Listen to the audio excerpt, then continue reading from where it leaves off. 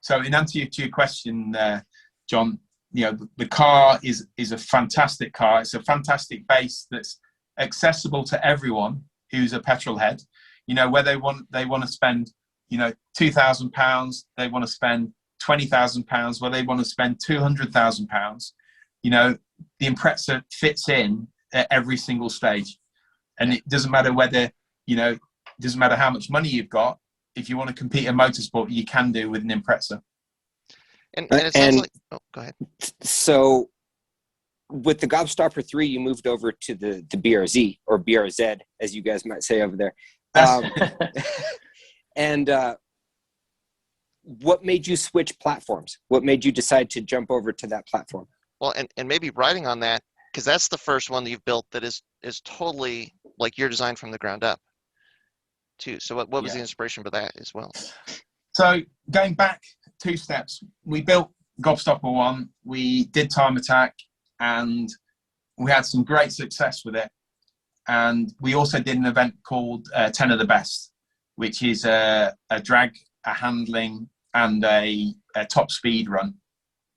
And the car constantly got evolved. We developed the first sequential box for the Impreza. We developed the first dry sump system. So the car was turning into like a real development platform where we were getting asked for more and more of these kind of components that were on the Gobstopper. And for example, with the such was the rate of development, was when we did 10 of the Best, they do a quarter mile in one lane, and then on the other lane they do a top speed run. And we went 1 year, and in the standing mile, we did 194.3 miles an hour in a straight line. And they said, "Whoa, guys, you're going too fast now. We're going to reduce it from a mile. We're going to knock it back to a kilometre. So you're going to do your quarter mile, and then you're going to do your kilometre run." I said, "Okay, fine." So the next year we went back, and we did 194.4 miles an hour in the kilometre. And they goes, "Guys, what? God!" So they literally shortened it that much. But such was the rate of development that we were making more power, better power. We managed the same speed in a kilometre as opposed to a mile. Wow.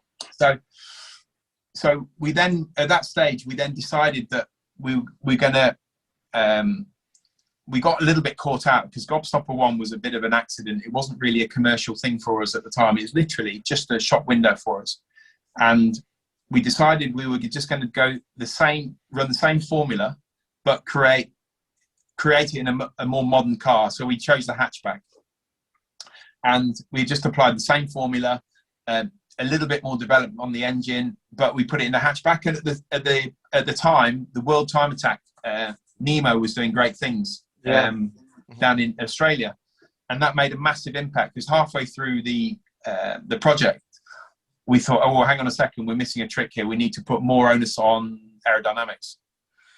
So we ended up with the big wing, a lot more on the canards, the floor, and Gobstopper II has been a lot more refined car to drive from literally when you're in the heat of the moment. It's a lot easier car to drive than Gobstopper I.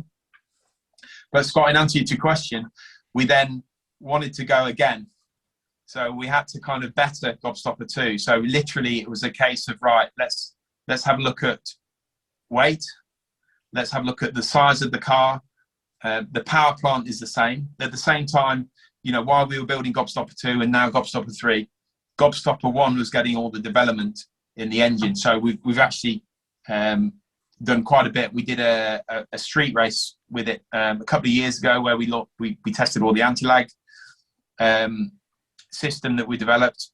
And obviously at the same time, that allows us to run Gobstopper I without putting any mileage on the transmission for Gobstopper II or Gobstopper III. Literally all the data goes straight across into the new car. Wow.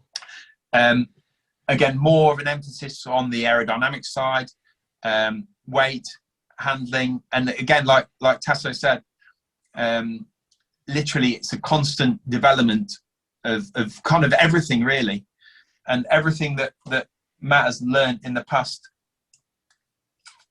40 years is going into that car. So it's an exciting platform. Obviously, it's two-seater. It's much smaller, less drag, and it was, I would say, probably the best-looking car that you could kind of make that sort of GT3 kind of looking car current. You know? Oh yeah, beautiful. Thanks for tuning in. To hear the whole conversation, click below for the full episode of this podcast, or tune in every week on iTunes or Spotify.